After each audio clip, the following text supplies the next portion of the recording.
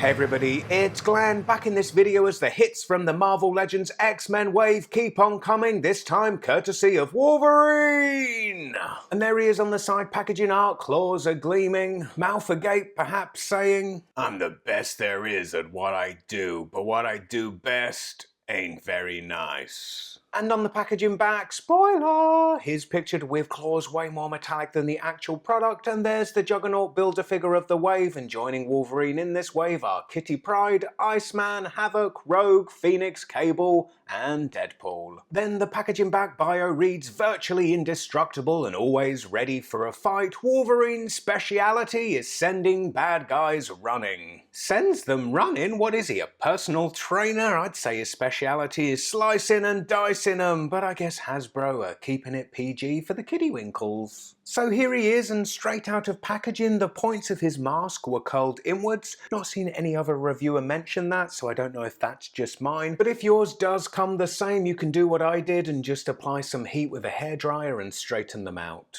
And I guess while we're taking a close-up look, let's talk head sculpt. I've heard some discontent that it's not an expression full of berserker rage, but for me I like the quieter look of "don't mess with me, bub" that this has. And if it's not going to come with an interchangeable head, I say plump for one with a more neutral expression. A curiosity with the deco is that the yellow paint in the back doesn't come all the way down to the bottom of the head, leaving a black strip along the bottom. I guess we're supposed to read that as part of the mask. It's not something I've seen on other Wolverine action figures though, and to me it leaves it looking unfinished. And to answer your question, yeah, that's just you. Sabretooth from the Puck Bathwave here is on that Hyperion body, and well, the height difference is clear. The height of this new Wolverine was contentious when photos of it packaged first appeared online, with many feeling a package picture alone reason to decry it as being too tall. I think the broadness of the sculpt across the chest made it similar in appearance as the Hyperion body, so people leapt to that conclusion. But no, he stands under 6 inches, which places him significantly shorter than the rest of the action figures I've reviewed in this wave to date, so I feel appropriately scaled. Not something every Wolverine figure has nailed previously, seen here with the Puck Wave Wolverine.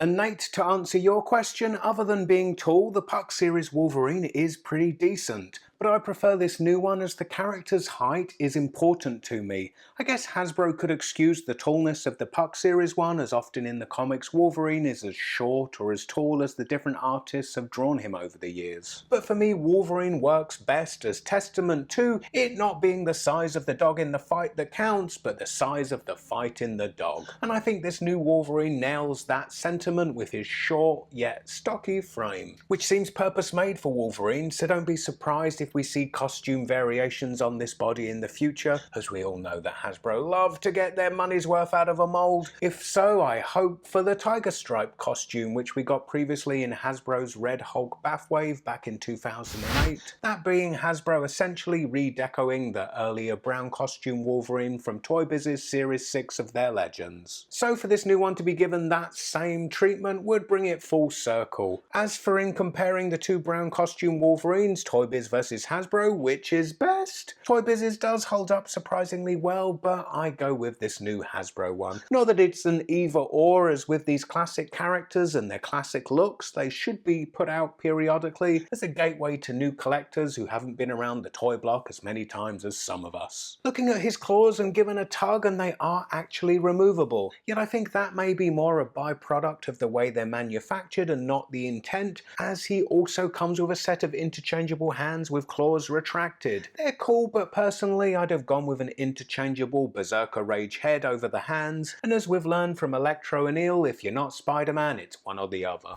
Sticking with the subject of interchangeable heads, and unfortunately I couldn't find the Toys R Us exclusive Jubilee Bathwave Wolverine's unmasked head to try that, but the heads that came with the Wolverine from Hasbro's 2008 2-pack with Forge fits fine enough. Now looking at his articulation, and his head rotates side to side, he's able to look down this much, burying his chin into his chest, and then looks up this far. At the shoulder his arm rotates, and then this moves up to just about a right angle to his body. Then he has that butterfly come armpit joint which moves the arm backwards and forwards. Then there's upper arm rotation, followed by a double jointed elbow. Then at the wrists, his hands rotate, and that's both sets, which are also hinge, moving down and up. He has waist rotation hidden there underneath his belt, and then there's an ab crunch, which moves pretty far forward and, well, not as far back. At the hips, his legs really don't move out especially far, but they do move much further forward and only the tiniest bit back. There's upper leg rotation, followed by a double jointed knee. Then there's rotation again at the top of the boots, and his feet are hinged at the ankles, moving backwards and forwards, and he has that crazy ankle rocker pivot that I love. However, with the limits of his hip articulation, he's not able to take full advantage of that ankle pivot, with this being his widest stance possible, still with both feet flat on the floor. So all things considered, I think this is a really great Wolverine, in some ways equivalent to Pizza Spidey in that it's just a great slice of classic character with some real comic book flair that comes to life when posed. Anyway, if you're hungering for more from this wave and miss my look at Phoenix, then click the video on the left to catch up.